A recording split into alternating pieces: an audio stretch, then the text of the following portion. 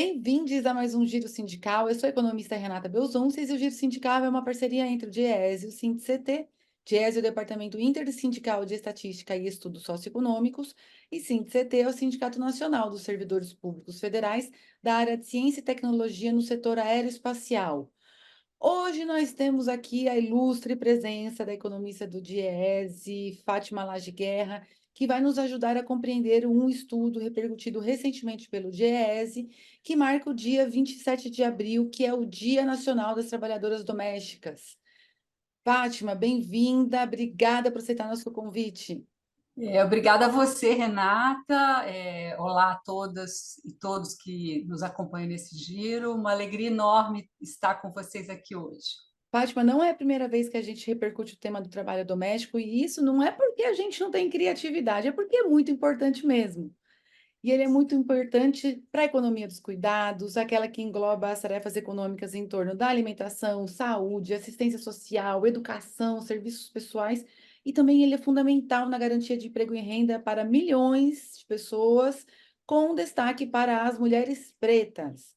Esse estudo do DIEESE foi feito com base nos dados da PNAD, da Pesquisa Nacional por Amostra de Domicílios do IBGE, e mostrou que o país tinha, em 2023, mais de 6 milhões. Talvez nós sejamos um dos países que mais tenhamos, ou o que mais tenhamos, trabalhadores e trabalhadoras domésticas no mundo.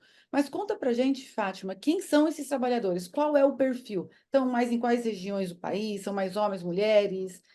Quem são esses milhões de pessoas que fazem essa garantia do trabalho doméstico tão importante, tão ampla aqui no Brasil? O perfil sociodemográfico dessa categoria, ele se mantém inalterado há muitos anos, né? A maioria mulheres, 92%, não é uma maioria qualquer, é quase que integralmente composta de mulheres. Mulheres negras, 67%, né? Então uma profissão que tem a cor da pele negra. Mulheres pouco escolarizadas, a maioria não tem nem o ensino médio completo, e mulheres oriundas de famílias de baixa renda, nas quais assim há várias gerações as mulheres estão envolvidas com o trabalho doméstico. Ou seja, a bisavó era trabalhadora doméstica, a avó é trabalhadora doméstica, a mãe é, as irmãs, as filhas têm grande probabilidade de serem trabalhadoras domésticas também, né? Então, é uma questão geracional, né, que vai se reproduzindo esse ciclo, né? Esse estudo também trata de uma questão muito conhecida de quem realiza pesquisa sobre o tema, mas, sobretudo, das pessoas que estão diretamente envolvidas trabalhando, vendendo sua força de trabalho na condição de empregado ou empregada doméstica, que são as más condições de trabalho. Quando a gente fala das más condições de trabalho no emprego doméstico, sobre o que a gente fala, a que a gente se refere e quais são os principais problemas enfrentados principalmente pelas mulheres no trabalho doméstico? Olha, se a gente for ficar só nos aspectos econômicos, né, a gente vai ver que essa é uma das categorias que menos tem carteira assinada no país, né? A proporção de trabalhadoras domésticas sem carteira assinada é maior que 70%. Sobretudo entre as mulheres negras, esse percentual é maior ainda, né? O Brasil é um país que a informalidade é predominante, mas entre as trabalhadoras domésticas é maior ainda. A ausência da carteira de trabalho impacta a desproteção social delas, porque elas não têm condição de contribuir para a Previdência. Então, mais de 60% dessas trabalhadoras não são contribuintes para a Previdência. Isso vai se refletir lá na frente na dificuldade de se aposentar, enfim, né? Mesmo aqui, os benefícios da Previdência, no caso de licença maternidade, toda a proteção de acidente de trabalho, essa coisa toda que a Previdência garante, né, ao trabalhador formal, elas estão fora. O aspecto do rendimento, né? Se você comparar o rendimento médio da trabalhadora doméstica com a média das mulheres ocupadas, a gente vai ver que não chega nem a 50% do que ganha a, a média das mulheres que trabalham. E esse rendimento, em muitas localidades, várias regiões do país, ele é menor, na média, até do que o salário mínimo vigente. Então, assim, se você pega só do aspecto econômico, você vê que as condições de trabalho dessas mulheres não garantem a elas uma vida digna em termos econômicos. Mas não é só esse o problema das condições de trabalho, né? Você vai ter jornadas extensas, problemas de saúde e segurança, porque muitas vezes elas trabalham com produtos tóxicos, sem equipamentos de proteção adequado, né? A questão da saúde, nem sempre elas têm um plano, um acesso fácil à saúde, muitos casos de assédio moral na relação com os patrões, assédio sexual, problemas de trabalho infantil e trabalho escravo, porque há uma alta incidência de mulheres, até hoje ainda, trabalhando em condições análogas de escravidão no país nessa atividade, infelizmente. Bom, os problemas não são poucos, e como você disse para a gente, eles não são necessariamente novos também. Mas a gente vai continuar falando sobre isso no segundo bloco. O Giro Sindical vai fazer um intervalinho e nós voltamos já já.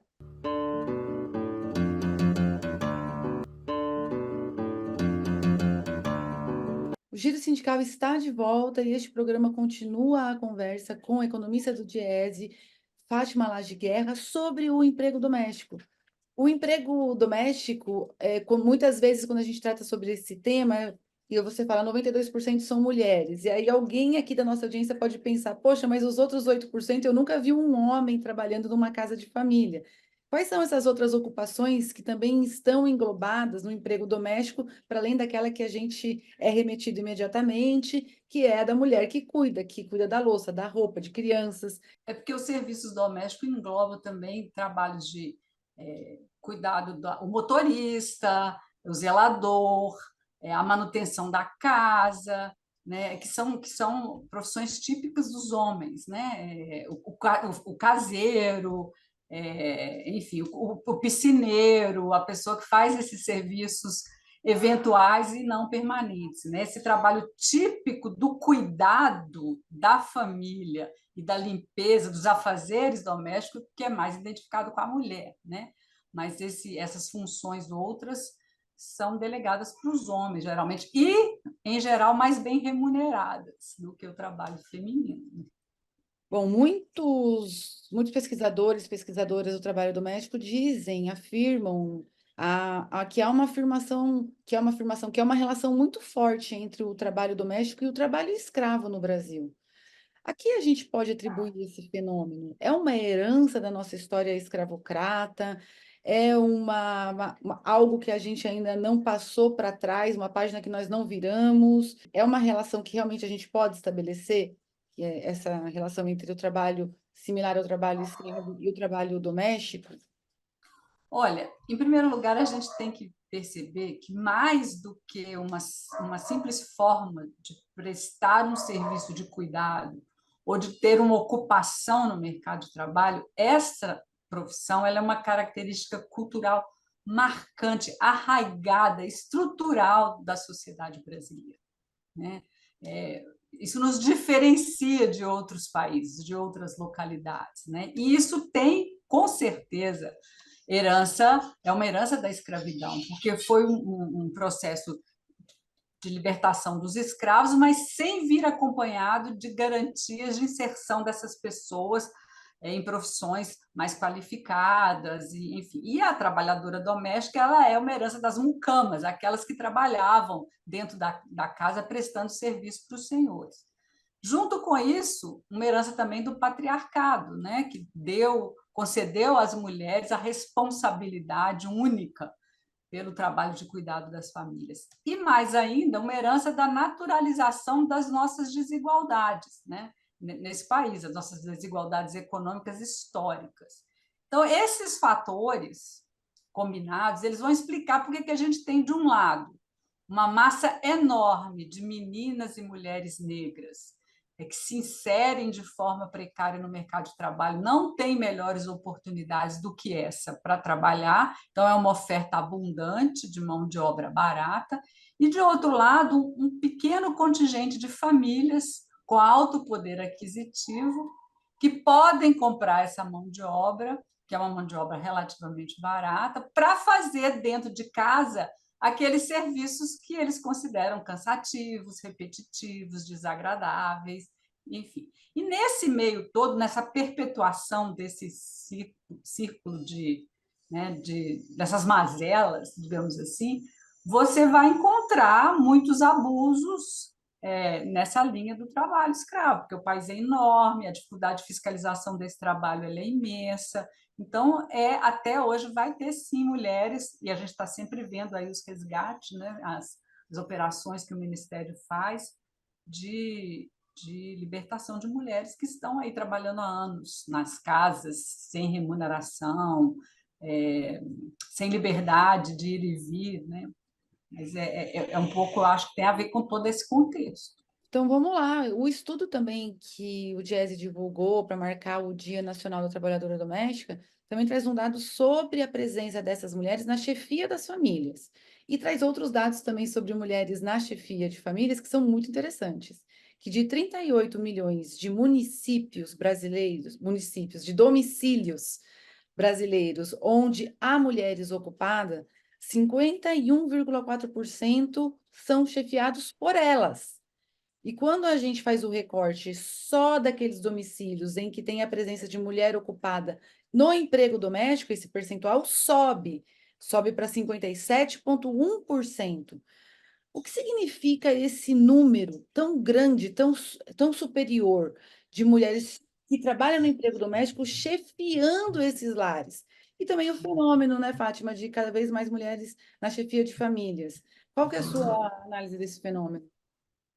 Essa questão do alto percentual de mulheres chefiando famílias é uma característica do Brasil como um todo, né? Isso vale para todas as mulheres. E, obviamente, isso tem aspectos positivos e negativos. Positivos no sentido de que as mulheres foram para o mercado de trabalho, conquistaram sua profissão e elas podem se manter até em situação de adversidade, término de relação, ficar sozinha, cuidar dos seus filhos e tal.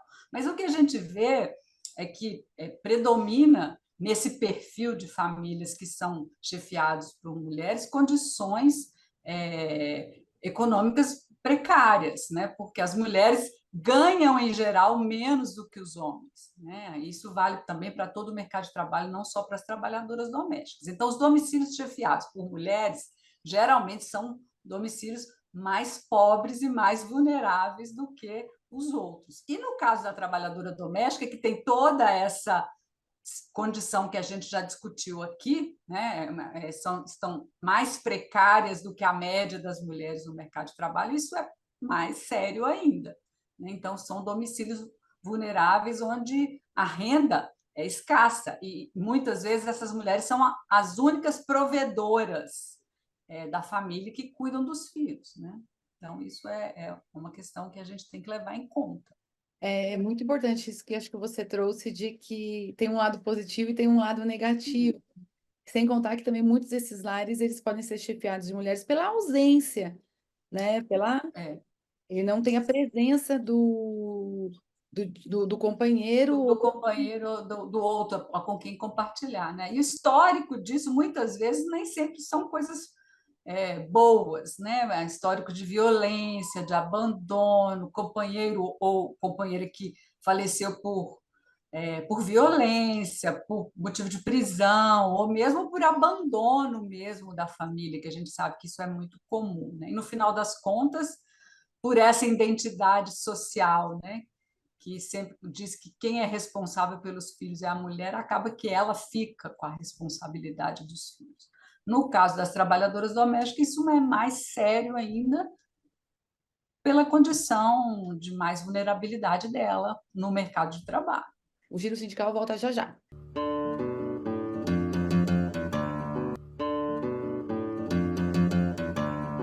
O Giro Sindical está de volta e a gente continua aqui conversando com a Fátima Laje Guerra sobre o emprego doméstico.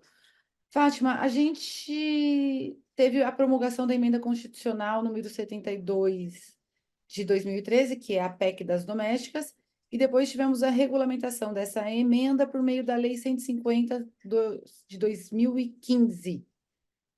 que foi uma grande vitória para as trabalhadoras domésticas e foi uma grande discussão nacional. Ela Sim. realmente mexeu com todos os lares onde tem emprego doméstico, onde não tem emprego doméstico. Foi um grande debate, e todo mundo foi chamado a opinar e todo mundo teve opinião e ficou sabendo que isso estava acontecendo. A PEC, depois da sua regulamentação, deu às mulheres, principalmente, direitos que já eram conquista de outros trabalhadores e trabalhadoras, né? Não trouxe nenhum direito a mais. Então, o fato delas não terem esses direitos, que já era uma conquista de todos os outros trabalhadores e trabalhadoras no Brasil, já é uma manifestação dessa nossa herança escravocrata no Brasil. Provavelmente. E é passado já uns bons anos, né, mais de 11 anos da regulamentação da lei, em que ponto estamos? Né? Qual é o balanço que a gente pode fazer da PEC das domésticas e depois da lei? Significou que as mulheres saíram, perderam o emprego, como era uma preocupação, sobretudo, de parte delas mesmas ou de parte da classe média que falava não vou ter mais condições? Ou esse número se manteve estável? Por exemplo, em termos numéricos, qual é o balanço?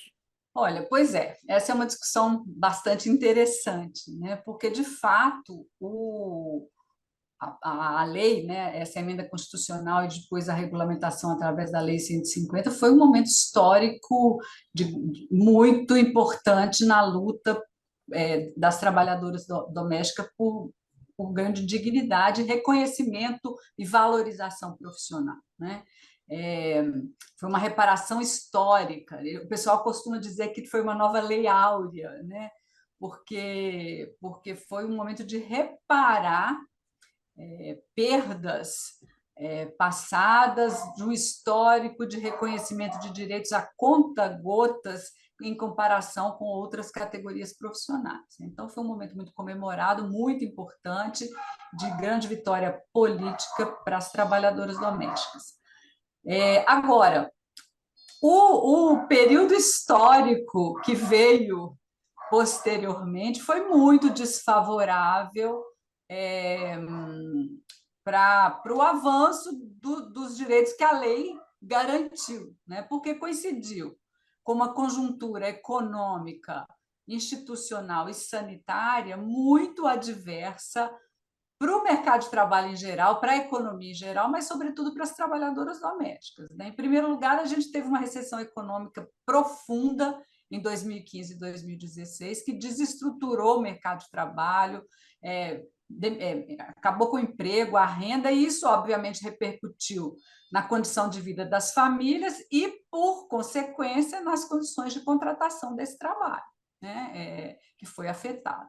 Aí depois o que a gente teve? A reforma trabalhista, que flexibilizou contratos, criou uma série de contratos mais precários do que o da CLT, e isso pegou as trabalhadoras domésticas, assim, tinham 2 anos que a lei tinha sido aprovada e veio a reforma autorizando contratos informais. Então, cresceu muito a contratação de trabalhadoras domésticas com MEI, então, reforçando ainda mais a questão da informalidade. E, para piorar mais ainda, veio a pandemia, que foi muito cruel com as trabalhadoras domésticas, porque é um trabalho que exige presença, né? Ele exige presença, cuidado, estar na casa para fazer atividade. E o isolamento social se impôs e muitas foram demitidas. Então, esse contexto muito adverso prejudicou os avanços, né, das conquistas em lei. Então, mostra o seguinte, que não basta só a garantia da lei, você precisa ter uma conjuntura econômica também de promoção do emprego, da renda, para que essas mulheres melhorem também as condições de vida delas, né? O balanço, pelo que você trouxe aqui para a gente, ele é um balanço que, se a gente não coloca a nossa realidade, a gente não vai compreender esse ocorrido, o que aconteceu de um período para o outro, que a gente teve conjuntura muito desfavorável e que essas conjunturas impactaram muito e talvez com mais intensidade sobre o emprego doméstico, principalmente, por exemplo, no caso da pandemia, né? Que as pessoas realmente não queriam as empregadas domésticas, porque elas vinham do ônibus, elas vinham de domicílios em que as pessoas estavam menos protegidas, elas também tinham medo de pegar Covid, por exemplo, né? E não é não é algo que não nos deixa ser marcado por essa realidade, que a primeira morte confirmada no Brasil foi de Exatamente, uma trabalhadora doméstica. Foi de uma exatamente. mulher trabalhadora doméstica negra, exatamente o perfil que você trouxe para a gente. Então, diante disso tudo, e fazendo essas mediações que você ajuda a gente aqui a fazer, na sua avaliação, o que é que falta para que a gente possa dar mais dignidade para o emprego doméstico no Brasil? É uma conjuntura econômica melhor? É uma fiscalização mais efetiva? É uma mudança de mentalidade? O que que precisa acontecer para que esse emprego doméstico ele seja valorizado? Eu acho que é um conjunto desses fatores todos que você está falando, né? Tem aspectos econômicos, legais, aspectos fiscais, é tudo isso junto. Por exemplo, a lei, ela foi uma lei muito importante, mas ela tem lacunas. Ela não reconheceu a trabalhadora doméstica diarista como uma profissional que tem direito a esses benefícios todos que foram garantidos para aquela que trabalha como mensalista. Por quê? Eles consideraram que só é empregada doméstica quem trabalha mais de 3 dias por semana no mesmo domicílio. A diarista ficou de fora.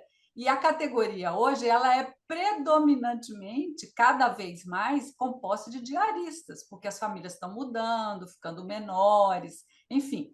Né? Então, tem que incluir a diarista na legislação, porque isso aí as pessoas acabam substituindo as mensalistas pelas diaristas porque elas são mais baratas, porque elas não têm a legislação, a proteção.